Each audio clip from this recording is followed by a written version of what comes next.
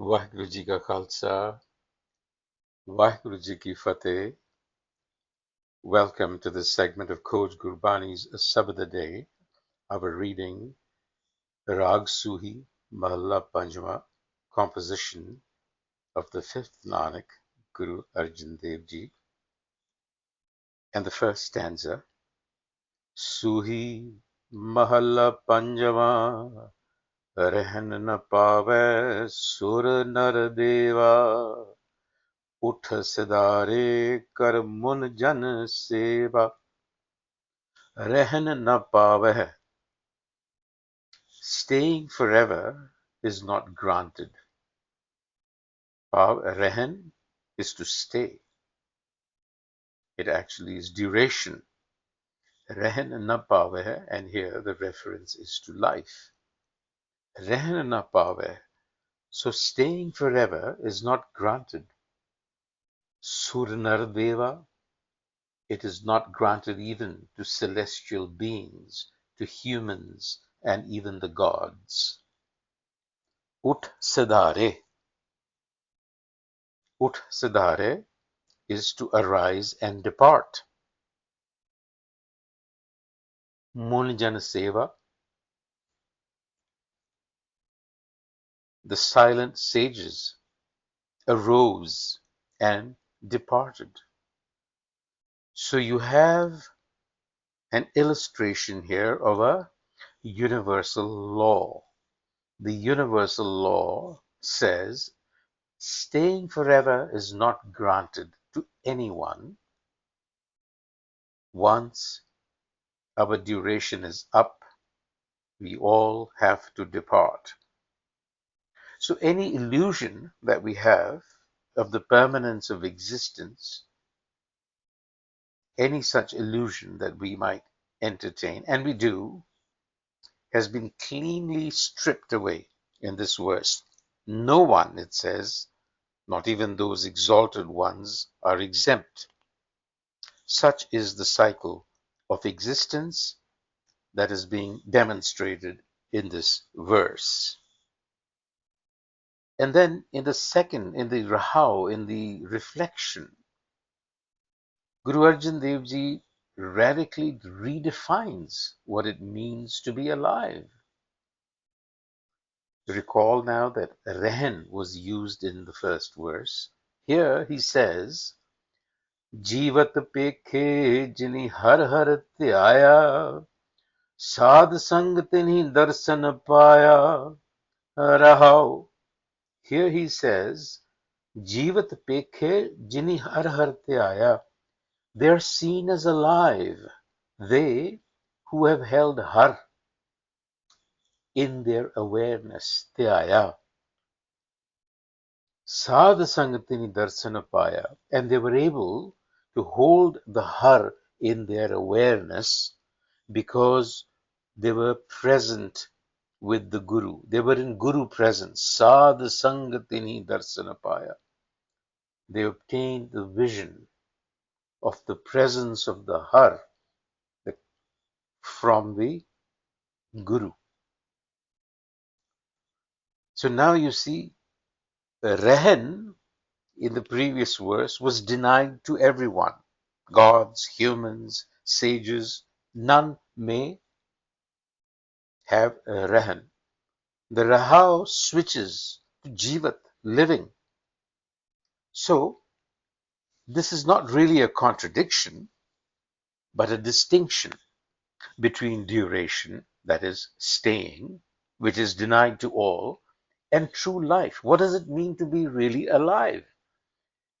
And so it is here being pointed out that being truly alive is to be awakened to the presence of the Har. And that is a quality which is available now.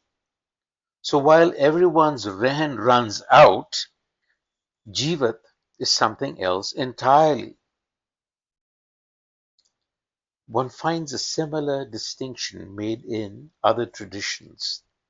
In the New Testament, there is a distinction between our biological span, which is Rahan, and Zoe, life as a divine quality. Whoever lives and believes in me shall never die. So both traditions you find are saying the same structural thing, that life and not dying are not the same measurement, and that the truer one is a matter of orientation, not longevity. So the Sabad's answer to what is it to be truly alive, true life is dhyan, the turning of attention towards the eternal, to be constantly aware. And in stanza 2, emphasizing what verse 1 has already said, Badshah Sahava Pari Marana, emperors, financiers, merchants must die. Jo dise so kahle karna, whatever appears that can be seen by the sight is eventually consumed by time. So what the Guru is saying is political power, financial power, none of these things can purchase immunity from death. We are all subject to change.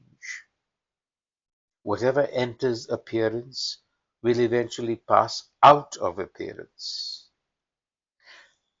Guruji is simply exposing to us the reality of our existence. Passing is intrinsic, natural to manifest existence, and we are manifest existence. And in the next verse, the Guru now moves to the Kuda, the ego. What does that do? Kuda moh lapat lapatana, chhod chalaya ta phir pachitana. Clinging, that is a quality of the ego, to cling, to be entangled. Kude moh lapat lapatana, in false attachment. Chhod chalaya, when compelled to leave or abandon it all. Phir pachitana, then regret sets in. So this is the state that we all are in, generally speaking. The attachment is false because it treats what cannot last as though it could. So it is a misseeing, a misperception, as much as a misdeed, mistaking what is fleeting for what is abiding. And lapat lapatana duplicates, it intensifies the clinging. It means to be utterly wrapped up and meshed layer upon layer. And the subject of lapat laptana, of course, is the implied everyman, jiva. So this is how Gurbani usually constructs itself. There is a counter panel to the Rahau, usually, because Gurbani is concerned with Gurmukh, Manmukh states of the mind. That is really what we are circling here. And this verse, Kura, describes the ego mind. So those Jivat Pekhe Jini Har Har Theaya, they are truly alive.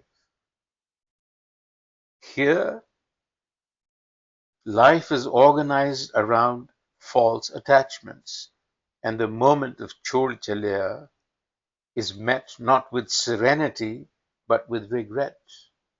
Regret is the signature of the ego. And in conclusion, Kripa Nidhan Nanak ko karo daat, Naam tera japi din raat. This is both a plea and a declaration. It can be read in both ways. And I have translated it to say that the treasure house of compassion, that is the Har itself, has granted to Nanak this gift. Kripa Nanak ko karo dat, even though it can be read as a petition, that Nanak is petitioning, and the petition or the gift is to remain in remembrance of Naam, of Har. Naam tera japi din raat. So the Sabad ends with a petition, with a prayer or a declaration. Naam is the living presence in which, in whose awareness we must live. So essentially, the Sabbath is saying that everything visible enters time and is transformed by time. It doesn't matter who, but to be truly alive while you're in time is to live with awareness. So the question to ask is, am I awake? Have I awakened to the Har, or am I still asleep? Vaheguru Ji ka Khalsa, Vaheguru Ji ki Fateh.